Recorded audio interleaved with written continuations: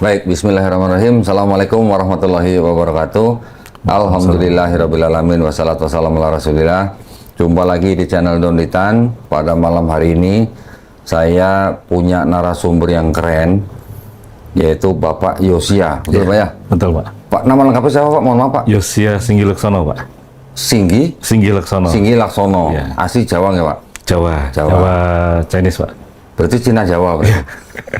Cuman untungnya hitam Pak. Berarti ini Hitachi sama saya berarti hitam tapi Cina aja. Dan nggak punya toko ya Pak ya? Nggak punya tahu. Pak, yuk saya panggilannya Pak Yosia berarti ya? Yosia. Berarti punya nama Cina berarti? Enggak ada Pak. Oh nggak ada? Ada. Yang saya selipkan nama Cina hanya anak-anak saya aja. Oh gitu? Ya. Malah anak-anak punya nama Cina? Iya.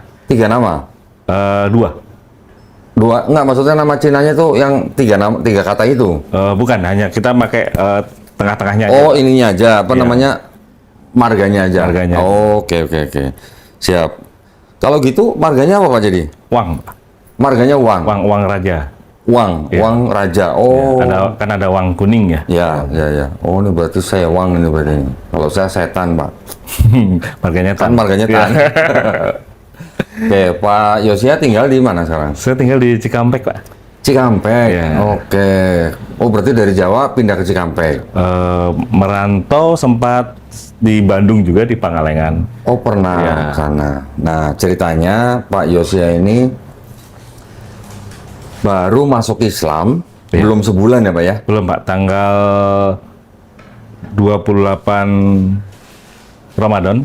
28 Senin kemarin, Ramadan. 16 Berarti ya. 16 Maret 2026. Tanggal 17. Jam 17. Oh, Atau jam tanggal 5. 16 Maret Ya. jam 17. Jam 17. Oke.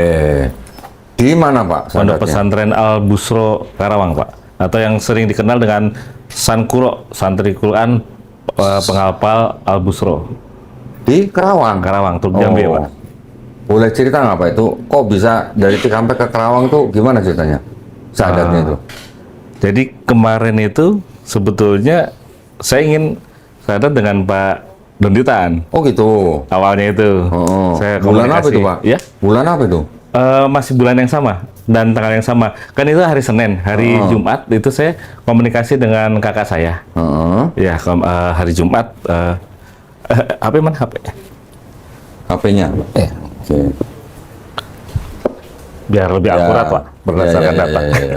Nah, hari Jumat itu saya komunikasi dengan kakak saya untuk menghubungi admin Kodonditahan, Bapak Ustadz Dondi. Nah, singkat cerita, karena saya lagi nyetir, saya kalau lagi nyetir nggak, karena handphone kan dipakai map Pak, jadi telepon masuk nggak pernah saya. Jadi karena kakak saya tahu saya lagi nyetir, WA ke istri saya. Kalau admin Pak Dondi udah respon. Oke. Nah, singkat cerita, saya juga nunggu kakak saya kok. Kakak saya nggak ngabarin saya. Loh, istrinya lagi semobil sama Bapak? Awalnya semobil, karena waktu itu mobil kita trouble. Mobil kita trouble, pertama aki.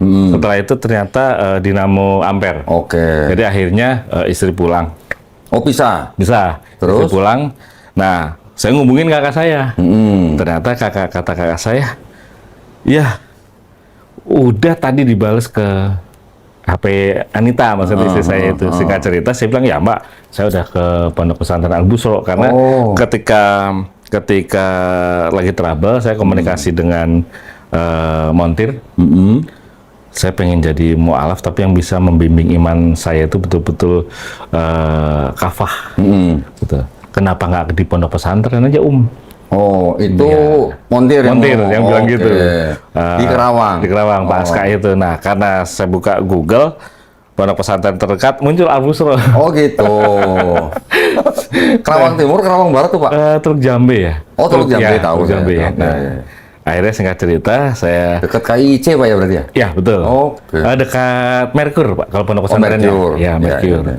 Nah, akhirnya saya komunikasi dengan Pak Ustadz tersebut. Saya diajak ketemu malam itu, kebetulan pas pelepasan santri ya. Pelepasan santri. Nah, di sana kita diskusi, saya bilang, Pak, kalau hanya sebatas syahadat, tukang sayur juga bisa mensyahadatkan saya. Tapi saya mengharap Bapak bisa membimbing saya Ah, tentang iman Islam saya. Saya bilang gitu. Nah, singkat cerita beliau menyanggupi untuk bisa membimbing saya. Nah, akhirnya waktu itu ada keluar ide biar ada istri sebagai saksi melihat saya syahadat. Oh. Akhirnya nggak malam itu, digeser Oh. hari. Akhirnya di hari Senin. pas malam itu tuh 16 atau 17 ya Pak? Pas pelepasan santri. Jadi pas adatnya 16 atau 17 ya? 17 ya? Oh, 17 Senin. ya. Senin itu tanggal 17 ya? Mah, Senin. Di ini ada Pak, di surat itunya. Di sertifikat Sertifikatnya ada. Nah, Di sertifikat. boleh nanti juga kirim ke saya Pak. Oh ya. fotonya, kalau- Nah, ini yang masih blanko Pak, karena ya. pondok pesantren libur, mengirimkan ke saya seperti tadi Bapak, saya disuruh ngecek data dulu, apakah ada yang salah, baru nanti di print. Gitu. Nah itu, nah singkat cerita, akhirnya saya syahadat di pondok pesantren itu. Oh, jadi malam itu Bapak ke pesantren, terus karena Bapak mau bawa istri untuk menjadi saksi, Iya, jadi di ditunda tanggal 16, Senin 16 Maret, 28 Ramadan. berarti Bapak ke pesantren tanggal 15. Hari Jumatnya itu Pak. Iya, berarti Bapak Iya. pertama datang sendiri tanggal 15. Oh bukan, tanggal syahadatnya kan tanggal 16. Ini hari Senin, berarti Minggu 15, Sabtu 14, 13 Pak. Oh, 13-nya. Ya, Oh, 13-nya. setelah 3 hari baru datang lagi, Iya. bawa istri Iya, betul. menjadi saksi syahadat. Iya, betul. Dan istrinya masih Kristen juga saat Iya, itu. saat itu masih Kristen. Alhamdulillah sekarang sudah seiman Alhamdulillah. di Garda Mualaf Indonesia. Alhamdulillah. Jadi ceritanya Pak Yosia ini hari ini datang bawa istrinya yang waktu tanggal 16 Maret itu jadi saksi bersahadatnya suami. Iya. Hari ini suaminya menjadi saksi bersahadatnya istri tercinta. Ya, tanggal 27 Maret. Masya Allah. Jadi 16 Maret ke 17 Maret selang 11 hari berarti ya? 11 harian. Masya Allah ya. Gak lewat sebulan nih suami istri, Masya Allah.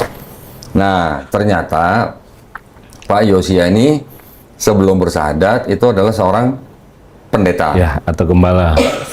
Gembala, Pak. Iya, gembala atau pendeta. Pendeta itu kan gelar Ya. di itunya.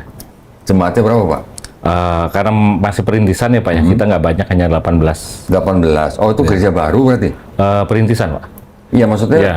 Mbak, kapan itu gerejanya? Kalau gerejanya sendiri berdirinya itu dari Komsel, dibilangnya Komsel Pak ya, sel-sel kecil itu dari tahun 2012 berdirinya stasiun radio Nasrani yang kita buat di Cikampek. Oh gitu. Nah saat ini masih berdiri dan kita karena anak masih Kristen, jadi kita limpahkan ke anak kita Apanya? radionya. Oh gitu. Gitu karena kan kita terikat kontrak dengan beberapa sponsor. Gitu, sponsor tentang renungan segala macam, jadi kita limpahkan ke anak kita. Karena anak masih Kristen, jadi tanggung jawabnya dia kan nggak lucu kita mutar renungan, malah kan saya sudah Lah anaknya umur berapa, Pak? SMP kelas 1, Pak, umur 13 ya, 14 14 tahun. ya, 14. 14 tahun. 14 tahun. Diserahin radio, stasiun Iya, radio. stasiun radio. Karena memang anak saya di IT itu dia hobi. Pinter. Pak. Ya, Oh, pinter. oke. Gitu. Nah, itu yang gereja yang di Cikampek tadi namanya apa, Pak? CMC atau Gereja Pelayanan Kristen atau Christian Ministry Church itu nama gereja kita Jemaat Keluarga Allah. Jemaat Keluarga Allah. Cikampek. Itu ada gedung gerejanya atau Rumah yang kita jadikan gedung gereja, Pak. rumah dijadikan gereja? gedung Berarti gitu. Nah. ada izin gerejanya nggak itu, Pak? Untuk izin berdiri tidak ada ya, karena dulu saya prinsipnya gini, Pak. Hmm. Ketika rumah ibadah itu ada yang mengganggu, Oh gitu. jadi kita perumahan itu toleransinya tinggi, Pak. Oke. Toleransinya tinggi. Jadi waktu pas kita tinggal di perumahan tersebut, kita termasuk orang yang 10 pertama Oke. yang tinggal di situ, dan kita sepakati bahwa masing-masing memiliki kegiatan ibadah, tidak saling ganggu. Dan dulu saya mungkin satu-satunya pendeta yang agak sedikit apa ya, bukan temperamen, tapi berprinsip bahwa ya ibadah jangan saling ganggu. Kalaupun ganggu ya. Loh, tapi kan ada aturan pemerintah, Iya, Pak. betul. Ah. Tapi akhirnya waktu itu warga Kalau sepakat aturan itu. pemerintah, kalau urusannya tinggal dikasih. Iya. Gitu. Jangan sampai begitu sih Pak ya. Iya. Tapi maksud saya kan harusnya kita sama-sama paham aturan. Betul. Jadi kalau namanya rumah ibadah, ya monggo aja, tinggal ngikutin aturan, Iya. memenuhi syarat, ya pasti dapat izin kan gitu kan. Berarti selama berapa tahun Pak Bapak Dari memimpin? 2012 itu posisi kita belum di rumah yang sekarang. Kalau rumah sekarang itu 2019. 19. Iya, Berarti kira-kira hampir 7 tahun 7 tahunan ya. Bapak memimpin gereja Iya. tanpa izin berarti. Secara gedung ya. Oke. Secara gedung ya. Bapak di situ gembala. Ya, Gembala kan berarti kan yang memimpin kan? iya betul. Atau yang punya gitu kan? Iya. Karena kalau di Protestan itu, kalau boleh saya sedikit ada kalimat satir ya, gereja itu seperti franchise. Oke, itu saya udah paham Pak, itu sih saya paham. Tapi maksud saya, sebagai gembala, walaupun jemaatnya cuma 18 orang, Iya. ketika Bapak memutuskan pindah ke Islam, atau masuk Islam, terus gimana yang nerusin? Yang nerusin? Jemaat kita berikan kebebasan silakan. Akhirnya ada yang ibadah di gereja Lain? sebelah ya, Oke. lain, dan ada satu keluarga yang ingin juga disyahadatkan. Cuman kemarin saya Masya Allah. Pak William ya. Cuman kemarin saya sampaikan ke beliau, Pak, untuk menjadi Islam itu tidak mudah. Dalam pengertian bukannya syahadatnya, syahadatnya mudah. Iya. Tapi komitmen jiwa kita, gitu, komitmen jiwa kita untuk betul-betul di jalan Allah itu yang nggak mudah ya. Tunggu Pak. Ya. Bapak ketika mengumumkan atau mengambil keputusan untuk masuk Islam, Bapak Ya. mengumumkan di gereja gitu? Tidak, saya tidak. secara resmi di gereja tidak, cuman kita kedekatan dengan jemaat kita sampaikan. Oke. Bahkan ada yang Pak William itu yang paling kaget. Yang benar Pak Pen, jangan bercanda lah. Oh, aduh. Ini masalah iman nih, serius saya bilang gitu. Kok begitu? Iya, serius. Iya, kapan? Besok rencananya, saya bilang gitu kan. Lah, kalau Pak Pen pindah berarti Pak Pen kan punya pemahaman yang sesuai dengan apa yang Pak Pen pikirkan. Nah, aku yakin yang Pak Pen pilih itu yang benar, ya ajaklah aku. Oh gitu. Masya Allah. Lah terus belum sadar? Sampai sekarang belum. Kemarin sempat waktu pas ada acara di Karawang. Nah, rencananya dari temannya Pak Ustadz yang di pondok itu mau mempertemukan saya dengan siapa? Denis yang mantan penjudi yang jadi ustadz itu. Denis. Oh, Denis Lim. Ya, Denis Oke, Lim. Ustadz Denis Ya, Lim. kita udah diatur oleh panitia untuk kita datang segala macam. Cuman karena saya dikabarinnya mendadak waktunya, hanya selisih 30 menit, sedang perjalanan Cikampek ke Kerawang waktu itu memakan 50 menit, jadi belum sempat ketemu. Oh, alah. Nah terus gimana rencananya buat Pak Willem itu? Ya, saya sih harapnya dia betul-betul mengerti tentang sifat Allah ya. Oke. Gitu, atau Tapi Allah. dia bilang mau ikut. Iya, Rumahnya di mana Pak? di Kerawang, Pak. Kerawang? Ya, di Ruko Galuh Mas. Galuh Mas. Ya, Galuh Saya Mas. tahu Pak Galuh Oh, Mas. Saya 2007 sampai 2010 saya kerjanya di KIC Pak. iya, iya. Lah, kenapa nggak kita samperin aja ke rumah Pak Willem? Oh, boleh dengan senang hati, Pak. Siap. Tapi mohon maaf Pak, gereja itu Pak Yosia sendiri yang bangun atau ada cabang dari gereja lain, pusat gitu? Kita sendiri yang bangun. Oh sendiri, Ya. jadi memang Bapak sendiri yang bangun. Iya. Tapi yang mengangkat Bapak jadi pendeta dari mana? Dari Sinode. Sinode. Ya, dari Sinode. Sinodenya? CMC Pak yang tadi saya kirim. Coba. Ya. Tadi saya dikirimin sama Melisa iya. nih. Sinodenya Dewan Pengurus Pusat Sinode Iya. Gereja Pelayanan Kristen se-Indonesia Pak ya? Iya. Oh berarti ada pusatnya nih, CMC-nya nih Pak? Kalau pusat sinodenya ada, tapi kalau gereja induk tidak ada, Pak ya. Oh Gitu. oke. Makanya menurut keyakinan saya, gereja-gereja Protestan yang ada di Indonesia ini, kenapa tadi saya sempat keluar kata-kata franchise itu? Jadi ketika ada evangelis misalkan, dia belum pendeta atau belum sekolah Alkitab pun, dia aktivis gereja, dia bisa mengumpulkan 2-3 orang dan mengajukan ke sinode bahwa dia sudah melayani jemaat dengan bukti-bukti pelayanan. Nah itu biasanya ada rekomendasi untuk bisa dijadikan gereja kecil. Oke. Nah nanti mereka setor perpuluhan dan setor penghasilan dari gereja itu, ya apa bedanya seperti kita pesan sebuah merek yang kita pakai untuk kita jualan ayam atau jualan yang lain. Gitu. Nggak ada bedanya, Pak. Nah, mungkin ada beberapa pendeta yang menentang kalimat saya, tapi memang ya jujur memang Ya, seperti memang itu. yang terjadi begitu. Iya, memang terjadinya seperti itu. Ya, ya, ya. Ini alamatnya Perum Mutiara Garden City ya, Pak ya? Iya, betul, Pak. Cikampek Utara, Kota Baru, Kerawang, Jawa Barat. Nomor SK-nya itu 382 SK DPP GPK titik CMC 7 Romawi 2025. Pak Yosia sendiri dulu STT-nya di mana, Pak? Di STTRI, Pak, Jalan Cilodong, Cibinong, Bogor. Oh, Cibinong, Bogor. Ya, cuman kampusnya itu di Ruko. Kan kalau dulu itu sebelum ada apa namanya perombakan tentang universitas dan STT oleh Dinas Pendidikan ya, itu kan banyak kampus-kampus di Ruko-Ruko, apalagi di Bekasi itu Pak dulu. Banyak banget kampus-kampus. Di Batam juga banyak, Pak, begitu, Pak. Yang belum ada terdaftar di Dikti juga gitu. Nah, Oke. dulu kan memang banyak kampus yang belum terdaftar di Dikti, walaupun itu kampus skala nasional juga. Nah, kita kuliahnya di sana dulu, Pak. Oke. Gitu, di komplek. STH-nya berarti di sana. Ya. Terus ini ada apa namanya?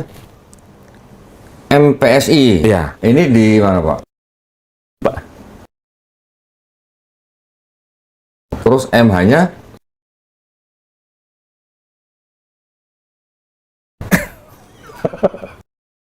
Iya, betul. Oh, 2 tahun kali ini, Pak. oh 2 tahun. Iya, 2 tahun. Masya Allah. Oh, berarti ambil MPSI sama MH-nya bareng berarti? Iya. Oke, otak encer Kayak berarti. botak, Pak.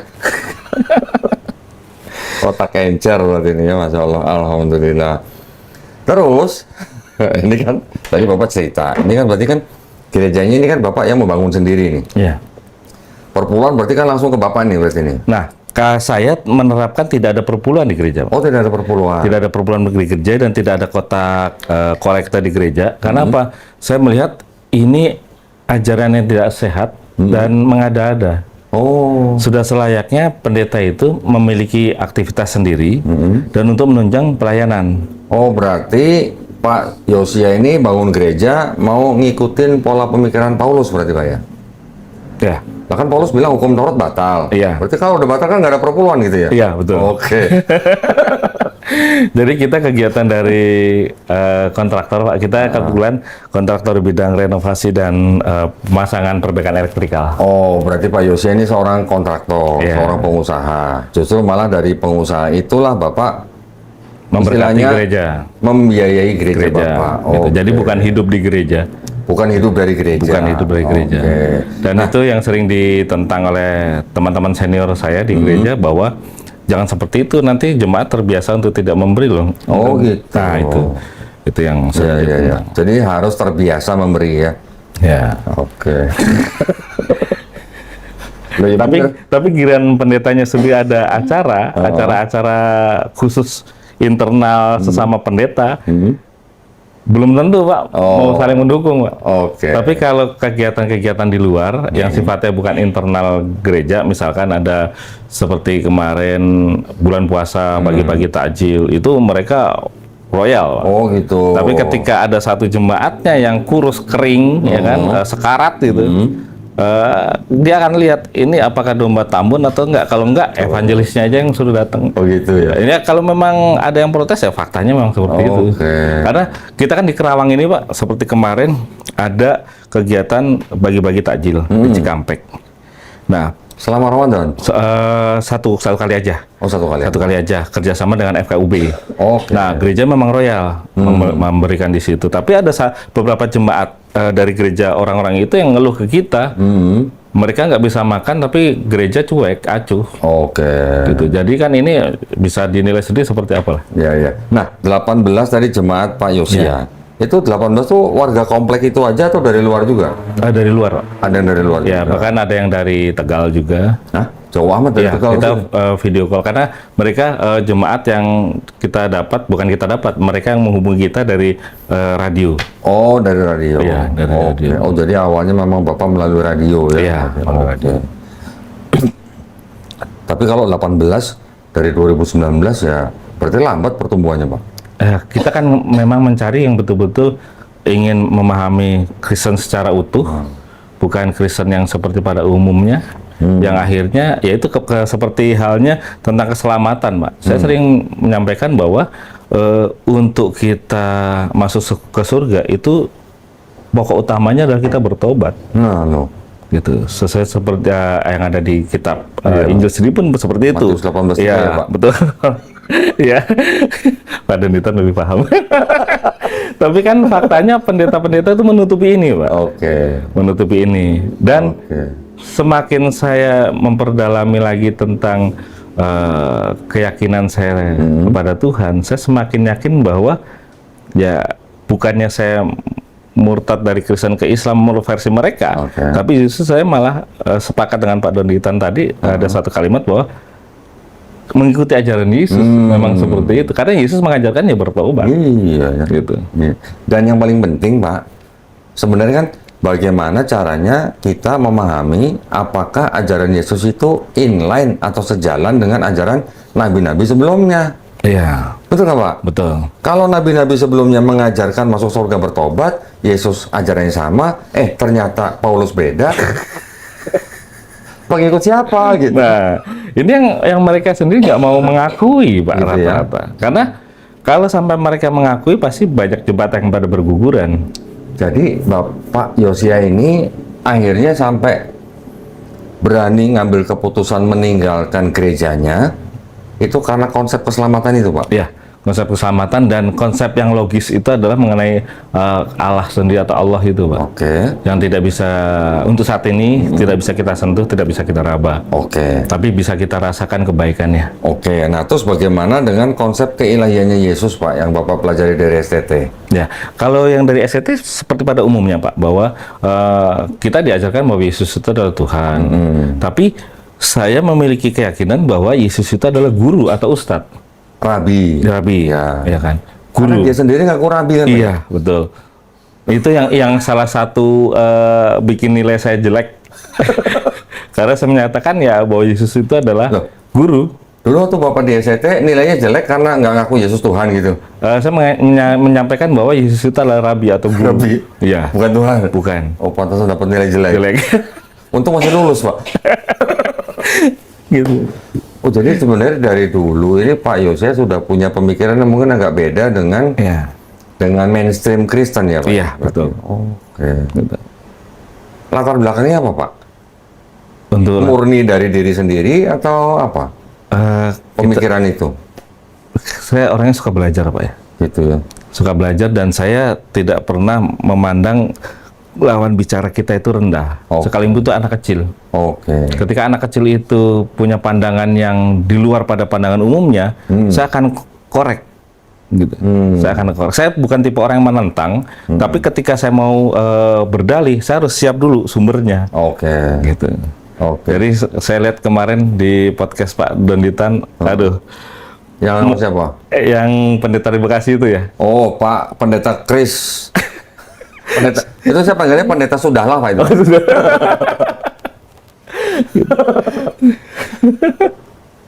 Iya, terus.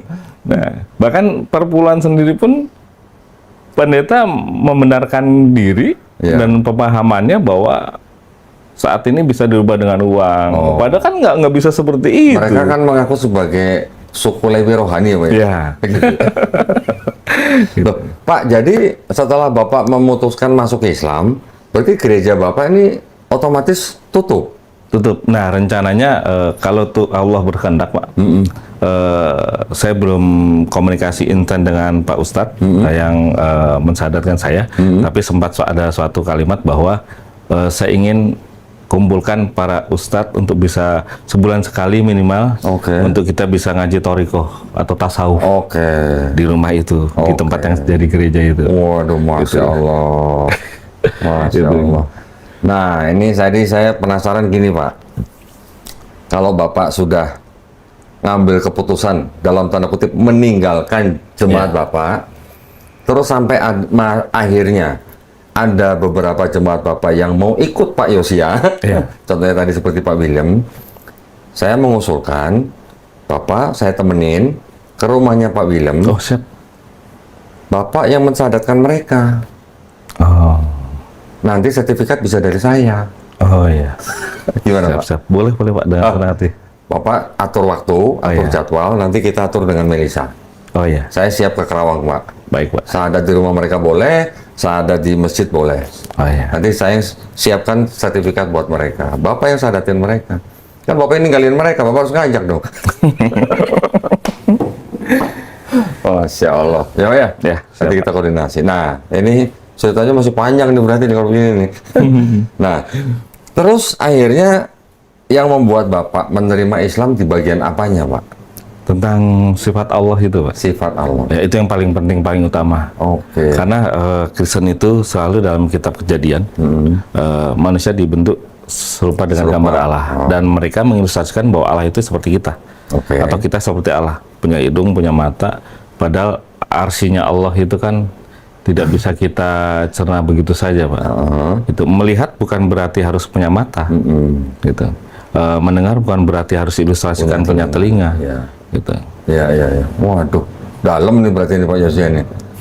Saya dari dulu paling menyukai tentang ketauhidan Islam itu, Pak. Oke. Karena kalau kita kupas-kupas lagi kan sampai dengan saat ini para pendeta tidak ada yang berani membahas kitab Injil Barnabas.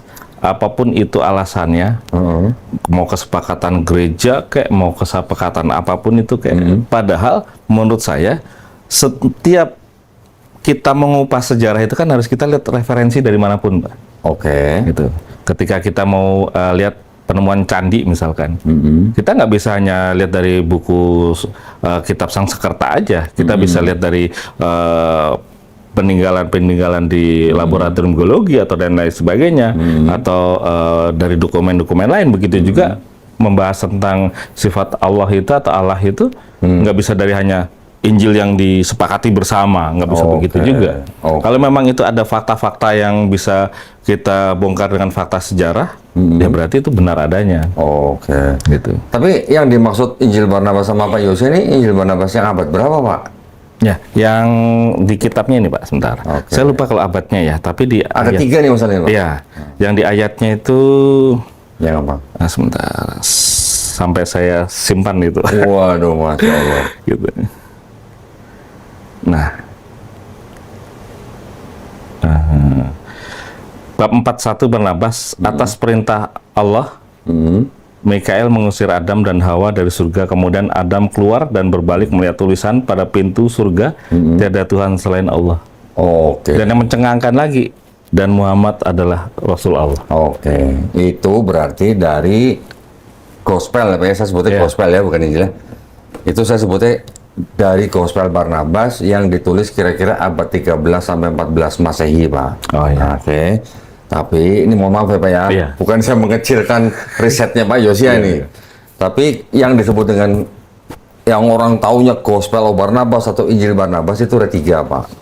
Yang pertama Epistle of Barnabas, ini di abad kedua Masehi. Yang kedua ini Acts of Barnabas di abad ke-5 Masehi. Yang ketiga baru yang orang sekarang kenal dan Bapak tadi kutip, itu adalah yang disebut dengan Gospel of Barnabas, ditulis kira-kira abad 13 sampai 14 Masehi, dan diduga yang nulis adalah seorang mu'alaf. Nah, ya, jadi Gospel of Barnabas itu di kalangan Kristen ditolak, tapi di kalangan Islam juga ditolak, Pak. Oke, nanti kalau Bapak mau belajar lebih lanjut, di Gospel of Barnabas itu juga diceritakan bahwa Yesus menceritakan nanti akan ada Rasul lagi bernama Ahmad. Betul kan? Diceritakan lagi bahwa yang disalib bukan Yesus tapi Yudas Iskariot. Betul kan, Pak? Tapi ada satu poin yang mana dikatakan bahwa yang bernama Al-Masih itu bukan Yesus tapi Nabi Muhammad. Nah, ini yang ditolak, Pak, oleh kalangan Islam. Karena kalau Islam kita taunya Al-Masih itu Nabi Isa, bukan Nabi Muhammad. Satu poin itu yang kita tolak. Jadi kalau menurut ilmu hadis, Gospel of Barnabas itu kan tidak masuk lah, Pak, ke dalam ilmu hadis. Ya, jadi kalau hadis yang kita ikuti, yang bisa dijadikan sumber hukum, itu adalah hadis yang sahih. Sahih artinya apa? Periwayatnya jelas, orangnya siapa, orang tua siapa, dia alim, harus alim, Pak. Oh ya. Karena kalau dia tidak alim, langsung ditolak gitu ya. Walaupun mungkin pesannya baik, tapi kalau tidak sahih, itu kita tidak bisa pakai sebagai sumber hukum. Nah, makanya Gospel of Barnabas yang tadi Bapak kutip itu bukan dokumen Islam. Itu Pak. Iya. Kalau Bapak mau pakai sebagai referensi aja, boleh.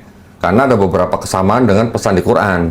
Tapi kalau ada pesan yang tidak sama dengan Quran, kita jangan buru-buru menganggap satu dokumen itu dokumen Islam gitu, jangan. Iya. Ya Pak ya. Betul. Ini kehati-hatian aja supaya Pak Yosia juga paham sumber hukum di dalam Islam itu ada 4 Pak.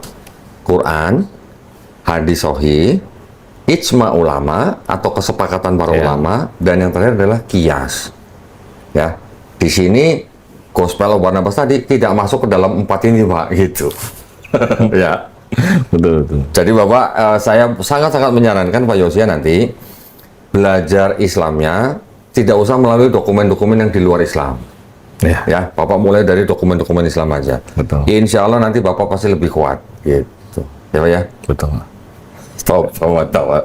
Ya, jadi ini jangan sampai kita nanti bias Pak. Oh ya. Kecuali kalau Bapak sudah menguasai yang dokumen-dokumen di luar Kristen yang kita mau sebut sebagai dokumen pendukungnya Kristen, itu boleh. Tapi kalau menggunakan dokumen mereka yang di Kristen ditolak, di Islam ditolak, nah itu nanti kita jadi blunder Pak. Yang kedua, di Gospel of Barnabas itu ternyata penulisnya dianggap karena banyak ketidaksesuaian Pak. Ketidaksesuaian dengan tradisi dan sejarahnya bangsa Yahudi, banyak yang tidak sesuai Pak nih dengan ini nih, ya, di dalam Gospel of Barnabas itu. Makanya itu pun ditolak oleh Kristen. Jadi Kristen sangat menolak Ya, Gospel of sangat. Barnabas Pak. Sangat. Tapi Islam kita juga menolak. Ya Pak ya. Oh iya. Nanti belajar lagi Pak, insya Allah. Bapak kalau mau tanya apa nanti tinggal WA saya. Iya. Ya insya Allah sebisa saya jawab Pak. Tapi maksud saya, keputusan Pak Yosia untuk akhirnya menutup gereja ini apa sudah dipikirin ini Pak matang-matang gitu? Sudah Pak, saya sudah memikirkan dari pergumulan 1 tahun lebih ya. 1 tahun lebih. Puncaknya itu pada sekarang tahun 2026 ya. 2025 bulan September, Juni itu saya menghubungi rekan Bapak yang tadi saya sempat ngobrol. Pak Ibu Atria. Ustadz Ipung. Iya, Pak Ustadz Ipung. Atria. Oke, Nah, ya, ya. saya sempat bertemu beliau dan Ketemu di mana Pak? di Bogor. Oh di Bogor. Di Bogor, di Bogor, di studinya beliau di Bogor, gitu. Di sana saya utarakan, gitu. Nah, memang waktu itu Pak Ustadz Ipung Atria perlu kehati-hatian nih, Oh. karena kan saya ini kan pendeta, Pak. Jadi kan perlu kehati-hatian dan Oke. saya juga kirimkan dokumennya bahwa di sana tercantum nomor telepon. Nah, itu juga Bapak bisa hubungi nomor Iya. telepon DPP di situ. Betul-betul itu dibuat oleh sinode, gitu. Jadi bukan pendeta yang ngaku-ngaku pendeta. Loh, tapi Pak Yosia Gitu. bulan Juli 2025 ketemu Ustadz Ipung Atria itu- Yang ketemu dan Pak Ustadz Ipung itu bulan November, Pak. Oh November. Tapi sebelumnya udah kontak-kontakan. Oke. Karena beliau waktu itu ke Jawa ya. Oke, Ke Jawa. ketemu Ustadz Ipung Atria bulan November 2025 di Ya, Bogor. Di Bogor. Itu ngomongin apa? Bapak sudah bilang mau masuk Islam gitu? Iya. Sudah, tapi waktu itu masih belum ada untuk mensyahadatkan. Ustadz Ipungnya malah nggak berani, takut. Belum berani. Gitu. Oke. Waktu itu sempat kita video callan juga dengan Ustadz Kain Nama. juga. Ustadz Kain Nama. Ya, Oh. Kain Nama. Cuman memang ada beberapa pertimbangan yang akhirnya video tersebut sama-sama untuk kita sepakati dan untuk kita tayangkan. Oh, Gitu. oke. Dan untuk Oh, dokumen, itu direkam berarti? iya, Oh. untuk dokumentasi pribadi kita bersama. Masya Allah, berarti sudah lumayan beberapa bulan ya? Iya. Terus ketika Pak Yosia memutuskan untuk menutup gereja itu dan masuk Islam, istri gimana waktu itu istri? Kaget udah pasti, Pak. Kaget. Kaget udah pasti. Dan namun saya sampaikan apa adanya bahwa Allah itu kan memang sebuah zat, gitu, sebuah zat yang tidak bisa disentuh, tidak bisa diraba, dan namun kehadirannya itu ada. Iya. Saya bilang seperti itu. Itu yang satu kalimat yang saya sebutkan. Bahkan saya sampaikan juga ke istri saya bahwa Kristen itu banyak aliran-aliran yang udah apa kata pendetanya atau apa kata sinodenya, Oke. gitu. Menurut keyakinan saya yang tadi sempat saya sampaikan ke Bapak, ya kan, Jangan Pak, jangan. Iya. Nah itu. Oke. Itu Pak Ya, oke. yang akhirnya saya sampaikan ke istri saya Ya, gitu. ya, ya. Banyak yang membenarkan diri sama saling sebetulnya untuk menghancurkan Kristen itu gampang, Pak. Dimudahkan semudah-mudahnya semua perizinannya, maka nanti banyak gereja dan berdiri dan saling sikut-sikutan. Tambah banyak aliran. Tambah banyak aliran, akhirnya jemaat akan menilai, oh kesesatannya makin nampak dan Iya. akan hijrah semua. Ya kalau dapat jemaat sendiri nggak apa-apa, tapi kan kalau ngajak-ngajak umat yang sudah beragama lain kan nggak boleh. Nggak boleh. Itu. Apalagi kan diatur undang-undang juga. Iya. Gitu. Tapi ngomong-ngomong kan istri Bapak nih kan Kristennya beda sama Bapak nih. Iya, Kristen Mormon. iya betul Pak. Jadi alhamdulillah tadi Pak Yosia sudah mengantarkan istrinya dalam selang waktu 11 hari istrinya berada di sini dan istrinya ternyata dari Mormon ya Pak. Iya. Kok bisa Pak suami istri gerejanya beda gitu Pak? Iya, karena istri kan suka yang ibadah yang tenang, Pak. Oh. Ya, kalau karismatik itu kan happy ya. Oke. Gitu ada apa namanya manifestasi Ya, diri. ya. Oh, gitu. Bu, berarti kalau di gereja Bapak berisik ya Bu ya? Oh, berarti kalau di Mormon nggak ada bahasa roh ya Bu ya? Nggak ada. Nggak ada. Jadi pemahaman bahasa roh di Mormon itu, Pak, Heeh. menurut keyakinan saya yang kita diskusi dengan para misi adalah mereka ada suatu kelas, saya lupa nama kelasnya. Mereka ada suatu kelas dan mereka belajar bahasa daerah yang akan dituju. Oh gitu. Misalkan kan panggilannya elder Ya, atau ya, penatua. Mereka masih anak-anak, Pak, masih usia anak-anak. Oh, ya? Usia lulus SMA. Heeh. Lulus SMA, kalau yang perempuan itu 1,5 tahun menjadi misi, kalau laki-laki 2 tahun.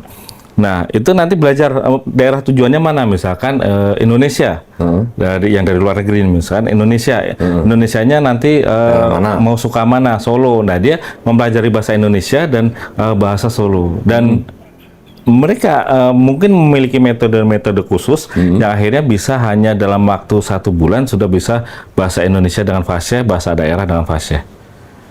Gitu. Ya, mereka melatih anak-anak. Anak-anak. Usia berapa tadi Pak? Usia lulus SMA, Pak. Oh, lulus SMA. Lulus SMA. Jadi yang datang di Indonesia yang menggunakan nemtek di sakunya itu, mereka memang orang-orang luar itu kan kelihatan tinggi-tinggi, besar-besar. Padahal mereka masih anak-anak, Pak.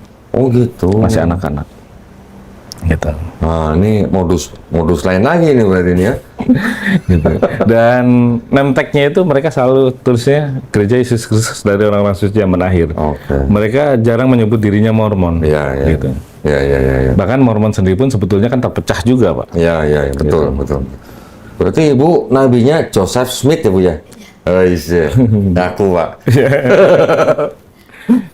Padahal kan Yesus sudah memperingatkan ya Pak ya? Iya. Hati-hati sama nabi palsu. Karena begini, Pak. Di Mormon itu, begitu orang dibaptis, kalau yang saya amati ya, begitu orang itu dibaptis dan mereka diharapkan untuk bisa aktif di gereja, nanti ada yang namanya lembaga pertolongan. Oh, Lembaga pertolongan itu yang menolong setiap kebutuhan umatnya. Dan itu salah satu kelebihan gereja tersebut dibandingkan gereja-gereja yang lain. oke. Gitu. Ada divisinya khusus untuk hal ini. Nah ini yang apa namanya, beberapa orang, ya saya kembali lagi ke hati ya. Motivasi orang ibadah itu apa, itu urusan dia dengan Tuhan ya. Tapi itu satu poin yang berbeda dibandingkan gereja-gereja lain. Gitu. Karena ketika orang itu aktif, dia bisa disejahterakan dalam kehidupannya. Gitu. Pak Yosia, saya penasaran nih Pak. Selama Bapak belajar di STT, Ya. sampai Bapak melayani, sampai punya gereja sendiri, selama itu yang Bapak pahami antara kata Tuhan dan kata Allah di dalam Bible Kristen itu apa Pak? Sebetulnya saya paling tidak suka dengan Alkitab yang ada di Indonesia, bahwa Tuhannya orang Kristen itu disebutnya Allah. Oh, Bapak nggak setuju? Nggak setuju. Bapak berarti termasuk kelompoknya atau teman-temannya Pak Pendeta Yakub Sulistyo yang tidak setuju di dalam Bible-nya Kristen ada kata Allah. Ya, karena ini yang akhirnya merusak iman dari kalangan kita Muslim yang masih sangat rentan, apalagi di daerah-daerah yang sulit mendapatkan pengajar. Misalkan Maksudnya tadi apa namanya tadi Bapak? Apa resiko untuk kita nih maksudnya umat Islam atau umat Kristen? umat Islam. Umat Islam. Ya, Oke. Jadi saya selalu, kenapa saya nggak setuju? Karena saya ingin membentengi. Ketika saya pelayanan ini, saya ingin membentengi. Saya tidak mau ada benturan. Oke. Gitu. Saya tidak mau ada benturan antar agama, ya, dan saya tidak mau melayani itu mengambil domba dari gereja A ke gereja kita, atau dari umat A ke umat kita. Oke. Gitu. Tapi saya memberikan ibaratnya Pak Donditan menyuguhkan itu, ya orang akan menilai sendiri apakah ini mau diminum ataukah yang kopi yang mau diminum. Nah, Pilihan. Oke. Namun kan faktanya misionaris atau evangelis itu memaksakan kehendak. Oke. Faktanya Iya. memang seperti Itu itu. udah dari tahun 1930, Pak. Jadi rupanya memang penggunaan kata Allah di dalam Bible-nya Kristen itu memang sudah menjadi seperti misi, bahkan dapat dorongan dari kalangan penjajah Belanda Ya. supaya menjadi suatu hal atau poin atau apa ya bisa dikatakan dalam tanda kutip senjata untuk mendekati dan menginjili orang-orang Islam. Ya. Nah itu aja sih. Jujur-jujurannya begitu. Iya. Karena pendeta-pendeta yang seperti Pak Yosia ini atau seperti Pak Yakub Sulistyo itu, mereka tahu bahwa kata Allah itu adalah nama Tuhan dalam bahasa Arab. Yaitu siapa? Yaitu nama Tuhannya orang Islam gitu. Iya. Tapi kenapa dipakai di dalam kitabnya Kristen? Ya tujuannya untuk mendekati itu. Iya. Itu ya Pak ya? Wah, baru tahu nih Pak Yosi ini berarti ini sealiran sama Pak Yakub Sulistyo. Pendeta Yakub Sulistyo Pak. Dia di Tumenggung Pak. Oh iya. Nah, saya dulu pernah podcast sekali sama beliau. Dia menentang, bahkan dia pernah dijadikan saksi ahli Pak. Ya. Ketika siapa gitu ya yang menuntut LAI di pengadilan tentang penggunaan kata Allah itu Pak. Ya. Pak Pendeta Yakub Sulistyo yang dijadikan saksi ahli di pengadilan itu. Cuman sidang itu tuntutan itu akhirnya di drop karena yang menuntut bukan yayasan atau lembaga gitu. Oh iya. Karena yang menuntut perorangan gitu. Wah, berarti Pak Yosia ini termasuknya. Tapi Bapak pakainya kan yang TB kan ya? Ya. Pakainya yang TB Iya, kan terjemahan TB. baru Iya. kan? Oh. Zaman baru. Makanya setiap kali ada tamu Pak saya kesini kalau ada orang Kristen Pak, saya tanya bedanya Tuhan sama Allah dalam Bible kamu apa? Bingung jawabnya. Pada bingung. Nanti kalau udah bingung baru saya bukain KBBI. Pak. Nah, ya kan? Kasih KBBI baca kelihatan jelas bedanya. Iya. Ya kan? Tapi ketika di Bible-nya Kristen yang terutama yang di Perjanjian Baru, mereka bingung sendiri nih kayak nggak ada bedanya. Kalau baca 1 Korintus 8 ayat 6, hanya ada satu Allah yaitu Bapa. Hanya ada satu Tuhan yaitu Yesus. Bedanya apa sebenarnya Tuhan sama Allah? Kalau pendeta mungkin jawabnya masih bisa bilang, oh kalau Tuhan itu berasal dari Allah gitu katanya. Tuhan itu adalah Allah yang berkarya di bumi gitu. Disebut Tuhan gitu. Karena dia adalah Mesias yang dijanjikan gitu. Kalau di Kristen itu Pak, kebanyakan itu mereka selalu mengajarkan kepada jemaat atau kepada orang awam bahwa beriman dulu. Kalau bagi saya, sering mengajarkan ke jemaat, silakan Anda cari kebenaran dari setiap ayat itu, karena ada ayat yang tersirat, ada yang tersurat. Tersurat. Ya. Nah ini, dan nggak semua Alkitab itu adalah firman Allah. Ada yang membahas sejarah, ada yang kata-kata dari nabinya atau rasulnya. Nah ini yang makanya saya sering sampaikan ke jemaat ketika kalian menyampaikan suatu ayat yang ada di Alkitab, jangan selamanya kalian selalu berkata bahwa firman Tuhan. Kalau yang dibaca itu bukan firman Tuhan, ya bukan. Iya. Gitu. Iya. Nah itu yang sering sangat. Tadi kan Bapak bilang di Bible ada firman Tuhan, Ya. ada perkataan sejarah, Ya. ada perkataan Nabi. Ya. Bapak lupa tadi ada cerita pornonya belum sebutin tadi Pak. Nah itu di Kidung Agung, Pak. Oh iya. Masih ingat berarti Pak. Di Kidung Agung. Tapi gini Pak, maksud saya gini. Kalau kita mempelajari Bible secara global konteks Pak ya, Iya. global konteks. Selama ini apakah Bapak tahu Perjanjian Lama itu asalnya dari kitab apa dan punya siapa? Iya. Dari mana Pak? Kan Perjanjian Lama. nih. Ya, Perjanjian Lama itu kan terdiri dari Taurat, gitu. Taurat, Jabur. Ya. Nah, cuman kan mereka mengkaburkan tentang kealahan ini, Pak. Di Perjanjian Lama. Di Perjanjian Lama ini dikaburkan oleh mereka dengan kitab Perjanjian Baru. Oh, maksudnya kealahan di dalam Perjanjian Lama dikaburkan dengan Perjanjian Baru. Iya, sehingga mereka menyatakan bahwa Allah itu berbentuk manusia, dan suatu yang sering kali berulang kalimat-kalimat pendeta, lebih mudah mana Allah menjadi manusia daripada manusia menjadi Allah. Dan Anda harus iman. Nah, kan nggak bisa seperti itu dong. Itu konteksnya nggak bisa seperti itu. Gitu. Gini maksud saya, Pak.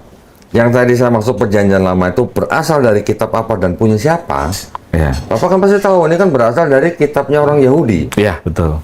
Dari kitab Tanakh. Iya. Yang tadi Bapak bilang Taurat, Nevi'im, Ketuvim, ya kan? Tapi itu melalui sebuah terjemahan Yunani yang disebut dengan Septuaginta, Pak. Ya. Di STT dulu Bapak pernah diajarin nggak Pak Septuaginta? Ada, Pak. Ada. Terus membahas ayat-ayat tertentu nggak Pak di Septuaginta, Pak? Enggak juga, Pak. Enggak juga. Diajarin nggak Pak di STT kalau Septuaginta itu telah mengalami resensi? Ada, tapi kebanyakan kalau untuk di SCT, kalau mereka yang ngambil alirannya misi, maka dia hanya fokusnya di pelajaran tentang misi. Gitu. Jadi ada fakultasnya itu bagian misi dan khotbah atau mimbar. Ketika mereka yang mengambil jurusannya mimbar, maka dia akan lebih condong ke pelajaran tentang berkat-berkat. Nah, kalau yang misi tentang Yesus adalah Tuhan, Sang Juru Selamat. Nah, nggak jauh-jauh dari itu. Gitu. Nah, tapi yang tentang Septuaginta segala macam itu nggak dalam ya Pak?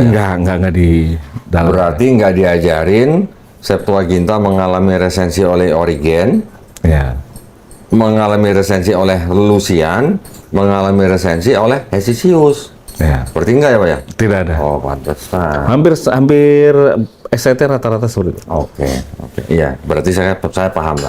Berarti artinya STT tidak memfokuskan ke situ ya, hanya untuk penjurusan berarti ya. Iya, betul. Misi atau ibadah gitu ya, khotbah gitu ya. Liturgi di liturgi. Pantesan Pak, waktu itu ada pendeta ngakunya kuliah di STT 13 tahun. Saya nggak tahu 13 tahun itu dia ngambil level apa, atau mungkin dia nggak lulus-lulus, saya nggak tahu. Tapi 13 tahun ketika saya bukain Septuaginta dia nggak tahu, Pak. Nggak tahu dia. Nah, jadi maksud saya berarti STT itu memang tidak mencetak pendeta untuk paham Bible-nya, tapi mencetak pendeta untuk misi gitu ya, untuk misi atau untuk khotbahnya itu ya berarti ya. Sama seperti halnya di aliran Mormon juga, Pak. Misionaris sudah dibakukan dengan kata-kata baku. Ketika nanti ada pertanyaan ini, jawabnya ini. Anda bertanya ini, nanti Anda terangkan ini. Nah, ketika ada pertanyaan di luar daripada itu, mereka cenderung untuk enggan. Dan untuk diskusi terbuka pun, saya bisa bisa memiliki pandangan lah ya. Bukan kalau taruhan itu kesannya kan judi ya. Bisa memiliki pandangan yang 99,99%. Mereka tidak akan mau diundang, bukan debat, hanya mereka menyampaikan dan kita bertanya. Itu nggak akan mau. Tapi ketika di luar daripada itu, internal di luar dari kamera atau di luar dari studi, mereka mau, tapi hanya fokusnya mereka hanya ada di Mormonnya saja. Dia tidak mau untuk membahas yang sejarah segala macam, apalagi yang seperti Septuaginta segala macam. Saya yakin mereka akan mundur. Mormon itu Pak, itu kalau boleh dikatakan kelompok Kristen yang dalam tanda kutip pintar Pak. Pintarnya gimana? Karena sebelum ada Mormon, ini kan Kristen yang dengan beberapa alirannya, tapi kan yang menjadi mainstream kan yang Trinitarian, ya kan? Trinitarian, ada Ortodok, Katolik, Protestan, nanti di bawah Protestan ada karismatik dan sebagainya gitu kan. Mereka separuh kitabnya sudah menggunakan kitabnya orang Yahudi melalui Septuaginta tadi, ya kan? Jadi kitabnya Yahudi yang sudah diterjemahkan dan sudah diresensi ditambahin dengan perjanjian barunya Kristen, gitu kan. Jadi kitabnya orang Kristen. Mormon ngambil yang sudah digabung ini, ditambahin lagi dengan kitabnya Mormon. Oh, gitu. Betul. Jadi, kalau kata siapa tuh? Rabbi Michael Skobach, itu namanya Triple Bible, kata gitu. Karena dari Yahudi, tambah punya Kristen, tambah lagi punya Mormon. Jadi 3, gitu. Bahkan yang ini fakta yang sudah ada, bisa dibuka di Google.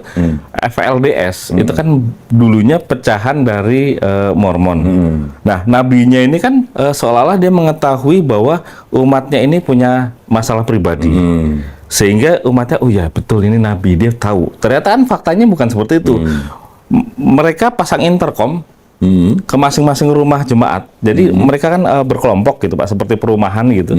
Nah, yang dikelola oleh FLDS. Nah, jemaat masuk di sana, dia tidak sadar bahwa ada intercom di ruangan. Jadi kedengaran semua. Kedengaran. Nah, nabi itu seolah-olah masuk ke ruang doa, ruang kudus, padahal dia mendengarkan intercom. Oh, di rumah ini, oh dia lagi ribut ini. Nah, nanti dia akan menegur ke jemaatnya. Oh, kamu punya masalah ini, kamu semalam ribut ya sama istri kamu ini. Kamu harusnya begini gini gitu. Oh iya, nabi tahu ya. Padahal intercom gitu. Nah, sama halnya gitu. pendeta-pendeta juga Pak saat ini. Banyak pendeta yang terlalu, menurut keyakinan saya, terlalu halusinasi. Dia bisa menyatakan bahwa naik turun ke surga seenaknya. Oh iya, ada yang aku sudah ke surga bolak-balik ya. Saya mau khotbah hari ini, semalam saya bertemu dengan Tuhan di surga. Waduh. Nah, bahkan ada yang lebih parah lagi. Barusan Roh Kudus berbisik kepada saya harus menyampaikan ayat ini. Widih. Nah, kayaknya itu tentang perpuluhan lagi ya. Nah, apalagi itu. Nah, itu kan enggak, saya dulu pernah nanya Pak, itu yang bolak-balik PP ke surga tuh pengen nanya travel agentnya apa gitu.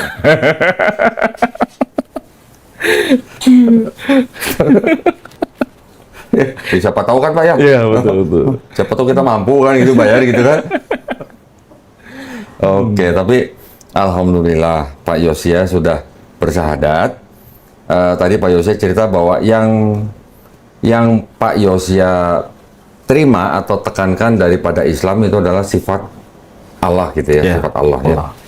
Dari situ berarti kan Pak Yosia berarti sudah meninggalkan konsep bahwa Tuhan itu bisa jadi manusia kan? Iya. Karena di dalam Islam kita juga kenal yang namanya sifat mustahil Pak. Iya, betul. Allah punya sifat maha-maha. Kalau punya sifat maha-maha, berarti dia juga punya sifat mustahil dari para maha itu kan? Iya. Pendeta bilang, karena Tuhan maha kuasa, maka dia bisa jadi manusia. Kan gitu Pak? Iya kan? Iya. Pokoknya jadi Yesus kan?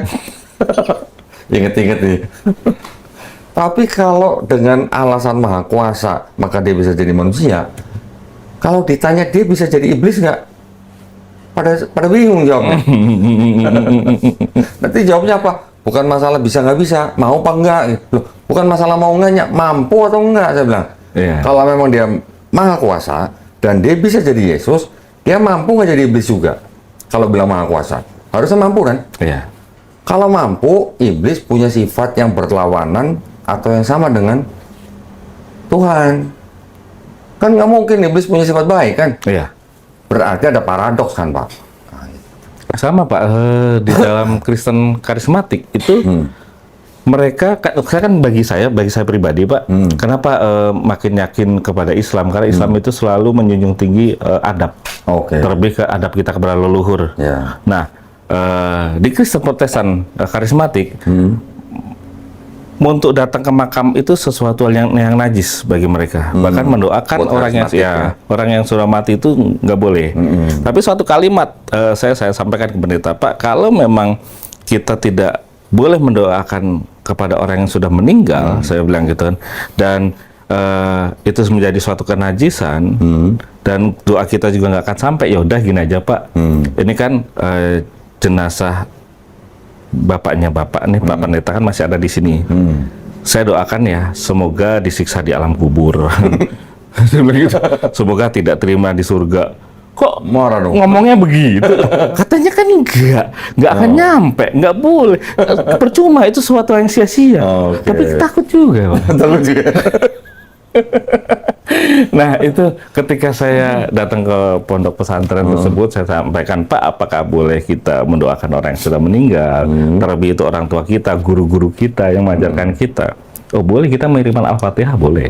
Kalau yang Muslim. Iya kalau Muslim, betul.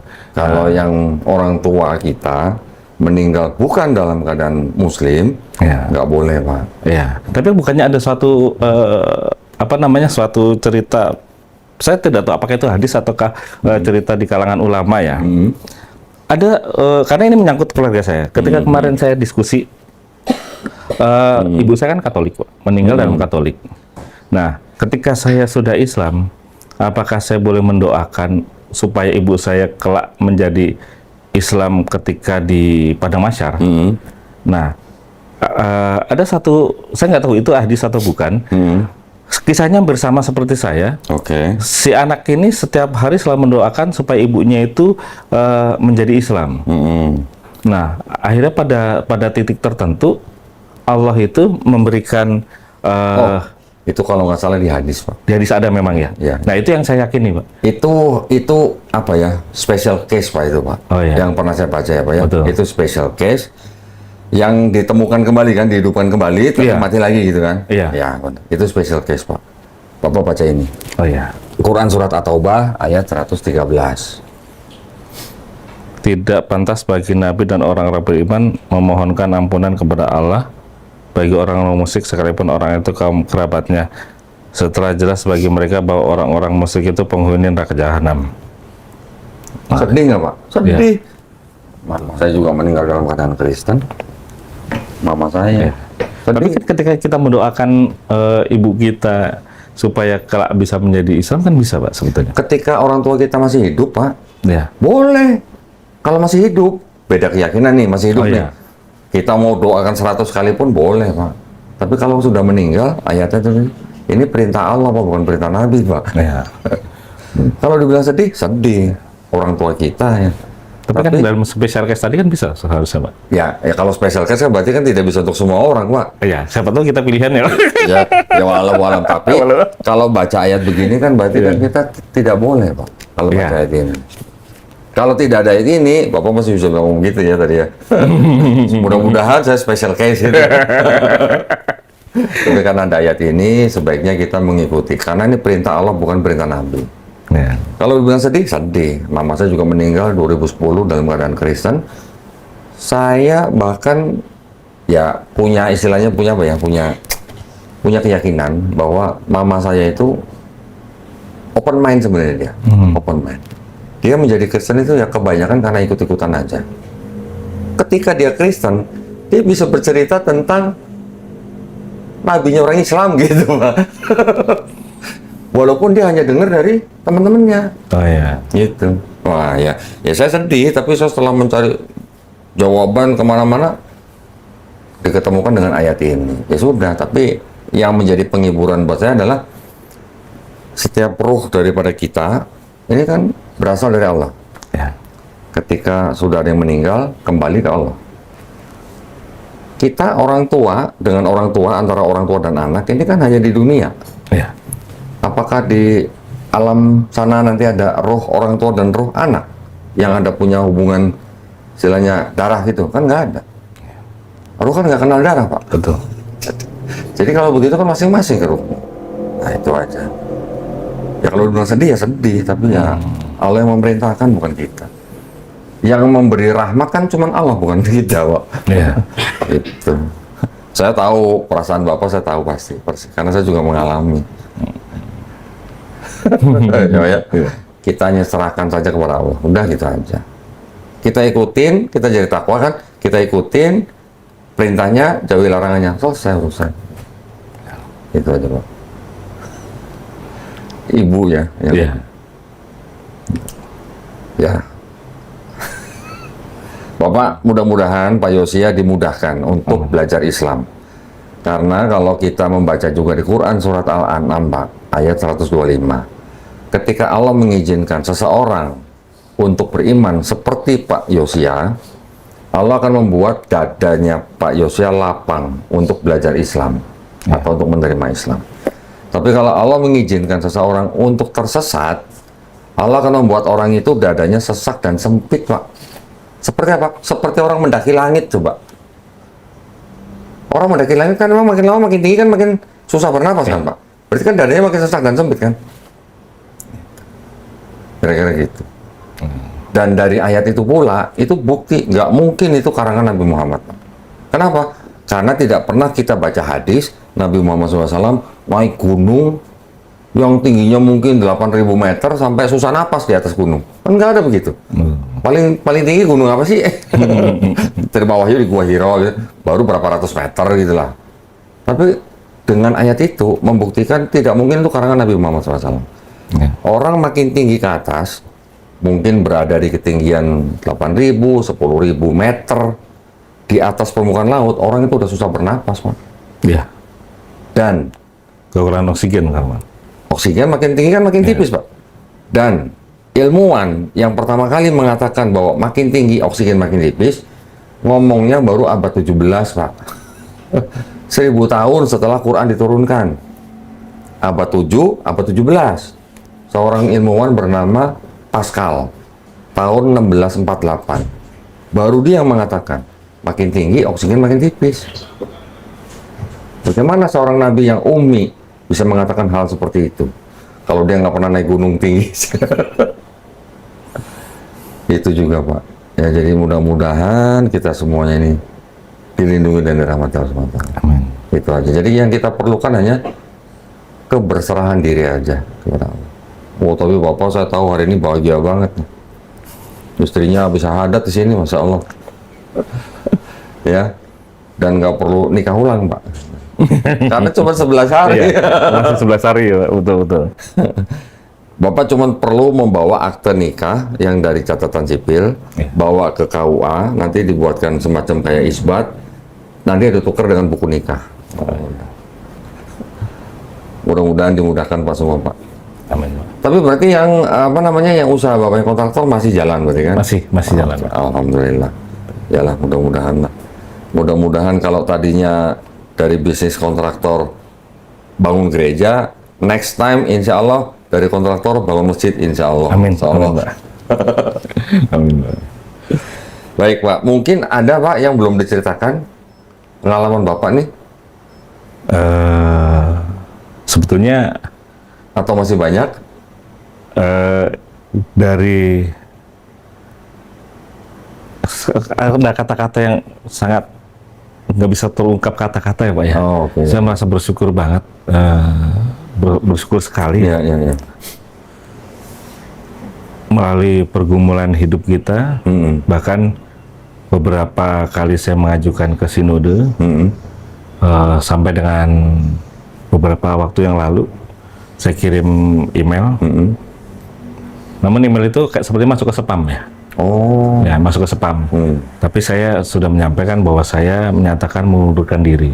Oh. Gitu. Saya via tertulis, chat WA sudah saya kirimkan. Namun sinode seperti tidak merespon. Gitu. Dan saya kirim via email juga. Seperti masuk ke spam tidak ada respon. Tapi melalui tayangan ini saya nyatakan betul-betul saya sudah menjadi Islam, dan ya kalau bersahabatlah kita. Oke. Jadi mungkin nanti mudah-mudahan ada yang menonton gitu, Pak ya. Ya. Oh, biar respon gitu maksudnya. Iya, betul. Alhamdulillah. Jadi sekarang yang masih menjadi apa namanya? Mungkin dalam tanda kutip tantangan Bapak ini malah anak Bapak sendiri nih. Iya, anak saya. Yang umur berapa tadi? 14 tahun. 14 tahun S1. Laki-laki ya? Ya, laki-laki, Pak. SMP kelas 1 nih. Sampai kelas 1. Ya mudah-mudahan Allah lembutkan hati anak Bapak ya. Amin, amin. Oke, Insya Allah. Alhamdulillah. Baik, Pak, kalau tidak ada lagi, terima kasih banyak. Pak Ustadz Donditan atas waktunya. Sayang, terima kasih banyak tuh. Dan saya bukan Ustadz, enak aja. Saya proses jadi Ustadz. Tapi kan guru itu kan Ustadz, Pak. Wah, buat saya lain lah. Tapi gini, Pak, sebelum kita sudahi, saya pengen Pak Yosia ini memberikan pesan-pesan. Nah, pesan-pesan buat penonton channel Donditan yang sudah Muslim dan yang belum Muslim. Oh iya, baik. Saya bilangnya belum Muslim ya, Pak ya. Oh iya. Jangan bilang non Muslim loh, Pak. Oh iya. Kalau bilang belum Muslim, insya Allah mereka jadi Muslim. Amin. Alhamdulillah. Monggo, Pak, silakan, Pak. Baik, terima kasih untuk penonton channel Bapak Ustadz Donditan. Oh, Pak Ustadz lagi.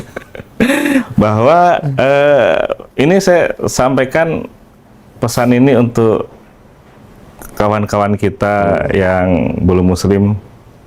Hendaknya kita beragama menggunakan akal dan kita harus bisa mencerna apakah pendeta atau uskup yang Anda saat ini berjemaah di sana itu betul-betul bukan orang-orang yang halusinasi. Karena banyak yang selalu berselubung kata Roh Kudus, berselubung dengan kata-kata Tuhan Yesus yang perlu dikaji ulang kebenarannya, apakah itu halusinasi. Nah, kalau halusinasi ini kan berarti ya Anda terjemahkan sendirilah ya. Apalagi teman-teman psikologi bisa komen di bawah. Nah, dan untuk yang Muslim, Anda patut bersyukur memiliki tokoh yang sangat karismatik, Bapak Ustadz Donditan. Karena dengan ini harusnya kita sama-sama menangis bahagia ya. Banyak yang tadinya belum mengenal Muslim atau mengenal Islam menjadi Islam. Itu takdir yang luar biasa. Saya merasakan bahwa ini adalah takdir. Masya Allah. Takdir mengubah hati saya.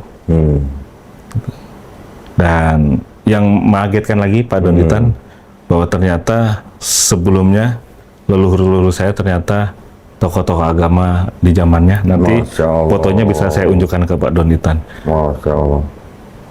Alhamdulillah pada malam hari ini saya ucapkan syukur kepada Allah Subhanahu wa Ta'ala, dan tetap kita kuatkan iman percaya kita kepada Allah. Amin. Sang Khalik, la ilaha illallah Muhammad Rasulullah. Masya Allah. Alhamdulillah, keren banget Pak nih. Ini bentar lagi jadi ustadz ini kayaknya. Kalau dari pendeta ke ustadz kan nggak jauh sebenarnya. Cuma switch gitu aja. Kemarin itu sempat, ini udah close ya Pak? Belum. Tenang aja Pak, nggak apa-apa. Oh, iya. Nggak apa-apa. Tadi kenapa? Nah, Pak Kiai Haji atau Pak Ustadz yang mensadatkan saya. Namanya siapa sih? Ustadz siapa? Kiai Haji. Siapa tahu nanti kita bisa main sana Pak. Oh iya, dengan senang hati Pak.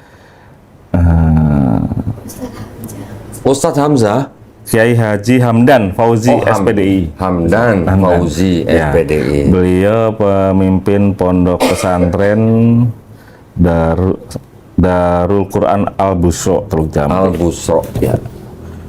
Pondok pesantren Darul Quran Al-Busro Teluk Jambe Timur, Iya. Karawang ya. Iya. Oke, alhamdulillah. Alhamdulillah, mudah-mudahan nanti kita bisa silaturahmi Pak. Iya. Pondok pesantren itu. Dan itu juga satu kalimat yang ditanyakan oleh Pak Ustadz waktu itu. Saya nyampaikan kerinduan saya cuma satu Pak. Saya bisa syiar di jalan Allah. Dan saya akan gunakan kemampuan apa yang saya punya di dalam diri saya untuk bisa di jalan Allah. Karena sudah saatnya kita bersuara bahwa kebenaran la ilaha illallah itu bisa kita buktikan. Gitu. Gimana kalau buka cabang Garda Mualaf di Cikampek Pak? Luar biasa Pak. Dengan senang hati Pak. Gimana? Dengan senang hati Pak. Ya. Gimana Bu? Dengan senang hati. Nanti Bapak pikirkan ya. Ini kan kita namanya mau berdakwah. Ya. Bapak dari seorang pendeta. Ngurusin mualaf, tentu saja Bapak pasti punya sentuhan kan? Ya. Bapak sudah tahu latar belakang mereka dan sebagainya, doktrin mereka sebelumnya, bagaimana membersihkan akidah-akidah lama dari mualaf-mualaf. Itu juga penting. Betul Pak. Nanti kita obrolin lagi Pak ya. Siap. Siap, alhamdulillah. Barakallahu fikum. Terima kasih banyak atas perhatiannya dari para pemirsa. Banyak sekali ya tadi kita dengar kisah yang luar biasa dari ex pendeta Bapak Yosia. Mudah-mudahan dengan kisah beliau membawa manfaat buat kita semua ya, dan juga insya Allah bisa membuat iman dan akidah kita tambah kuat. Amin. Ya, baik, kita pamit undur diri. Mudah-mudahan para pemirsa juga dilindungi dan dirahmati Allah SWT ya. Wabillahi taufiq wal hidayah. Wassalamualaikum warahmatullahi wabarakatuh. Terima kasih banyak. Barakallahu fikum. Ya.